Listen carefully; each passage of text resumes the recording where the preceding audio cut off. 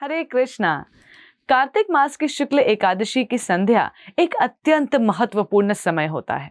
मंदिरों की घंटियां गूंजती हैं, दीपों की पंक्तियां धरती को तारों सा बना देती हैं और एक अनोखा विवाह होता है। ऐसा विवाह जिसमें न कोई मानव वर है न कोई मानव वधू, पर फिर भी ये संसार का सबसे पवित्र मिलन है। ये है तुलसी शालीग्राम विवाह, जहां भक्ति और भगवान का संगम होता है।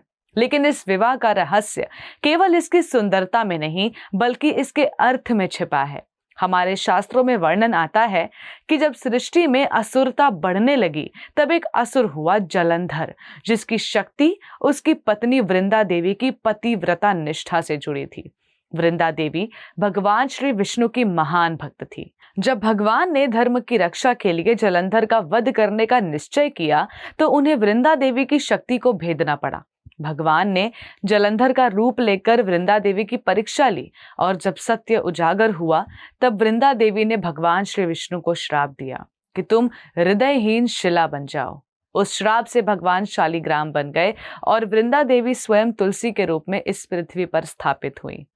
यही से इस विवाह की शुरुआत होती है। ये केवल एक घटना नहीं बल्कि एक अधूरी प्रेम कथा का पुनर्मिलन है। जब भगवान श्री विष्णु ने शालीग्राम रूप धारण किया तब उन्होंने वृंदा देवी से वचन लिया कि एक दिन वे स्वयं उनसे विवाह करेंगे ताकि ये अधूरी कथा पूर्ण हो सके। यही वो दिव्य वचन है जो तुलसी शालीग्राम विवाह के रूप में हर वर्ष निभाया जाता है। अब प्रश्न उठता है कि ये विवाह कार्तिक शुक्ल एकादशी को ही क्यों मनाया जाता है। इसका उत्तर भी इसी कथा के हृदय में छिपा है। यही वो दिन है जब भगवान श्री विष्णु अपने 4 महीनों की योग निद्रा से जागते हैं। जब भगवान स्वयं जागते हैं तब संसार में शुभ कार्यों की शुरुआत होती है। विवाह, उत्सव, अनेकों प्रकार के संस्कार। इसलिए इस दिन तुलसी और शालीग्राम जी का विवाह किया जाता है, क्योंकि यही वो क्षण है जब भगवान सक्रिय होते हैं और भक्ति अपने चरम रूप में उन्हें अर्पित होती है। इस प्रकार ये दिन केवल एक पर्व नहीं बल्कि सृष्टि के संतुलन का प्रतीक बन जाता है, जहां देवतागण और प्रकृति, भगवान श्री विष्णु और माता लक्ष्मी, शालीग्राम और तुलसी दोनों का संगम होता है। तुलसी केवल एक पौधा नहीं बल्कि धरती की भक्ति का प्रतीक है और शालीग्राम जो निर्जीव पत्थर से दिखते हैं वे उस भगवान की उपस्थिति का प्रतीक है जो हर कण में बसते हैं। जब इन दोनों का मिलन होता है तो ये हमें सिखाते हैं कि भगवान और प्रकृति अलग नहीं बल्कि एक दूसरे के पूरक हैं। इस विवाह के संस्कार में भक्ति का सौंदर्य छलकता है। तुलसी को लाल चुनरी से सजाया जाता है, उनके पत्तों पर बिंदी लगाई जाती है और शालीग्राम जी को वर के रूप में सुसज्जित किया जाता है। शंख बजते हैं, उनकी आरती होती है और चारों ओर ये भाव फैल जाता है कि ये कोई प्रतीकात्मक नहीं बल्कि वास्तविक विवाह है, प्रेम, क्षमा और पुनर्मिलन का। और यहीं से इसका आध्यात्मिक संदेश जन्म लेता है। तुलसी शालीग्राम विवाह हमें यह सिखाता है कि भगवान तक पहुंचने का मार्ग केवल पूजा या नियमों से नहीं बल्कि भावना और भक्ति से बनता है।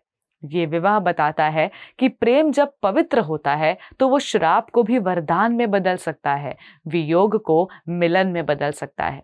सांस्कृतिक रूप से भी ये पर्व हमारे समाज को ये सिखाता है कि प्रकृति की हर वस्तु पूजनीय है।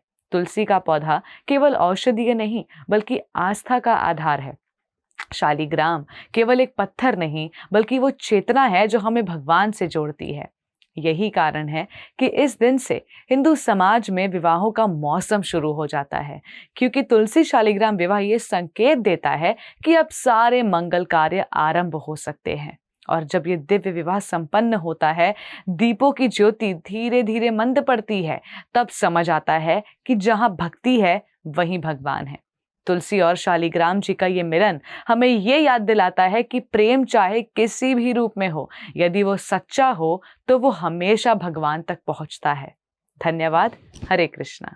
ऐसे ही और भक्तिमय कार्यक्रमों के लिए देखिए हरे कृष्णा टेलीविजन और इसे प्राप्त करने के लिए आप अपने केबल अथवा DTH ऑपरेटर से संपर्क करें तथा और अधिक जानकारी के लिए आज ही डायल करें 7666 839 839।